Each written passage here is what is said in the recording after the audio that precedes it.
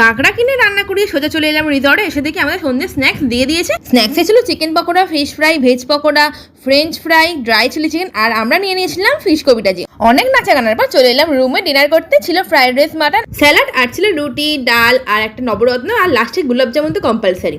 তারপরে সকাল সকাল উঠে পড়ে একদম বাইরের ভিউটা দেখে নিলাম, আর সবাই মিলে চলে গেলাম ব্রেকফাস্ট করতে। ব্রেকফাস্টে ছিল লুচি, ঘুগনি, আর তার সাথে ডিম সিদ্ধ একটা করে।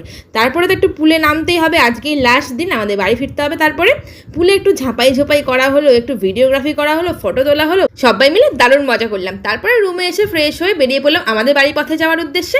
আর ড্রিম হাটকে টাটা বাই বাই বলে চলে এলাম সোজা মার্কেটে বাড়ির সবার জন্য কাজও নিয়ে নিলাম। তারপরে বিচে এসে একটু গল্প করা হলো, আড্ডা দেওয়া হলো, একটু হাওয়া খেয়ে নিলাম। খেয়ে ছবি তুলে সানসেট দেখতে দেখতে চলে এলাম আমাদের কোলাঘাটে ঘোষেতে। এখানে এসে নিয়ে নিলাম সন্ধ্যে স্ন্যাক্স, ভেজিটেবল চপ, সিঙ্গাড়া আর চা। তারপরে সবাই একে একে টাটা বলে যে যার বাড়ি চলে গেল। নেক্সট ব্লগে আবার দেখা হবে, বাই।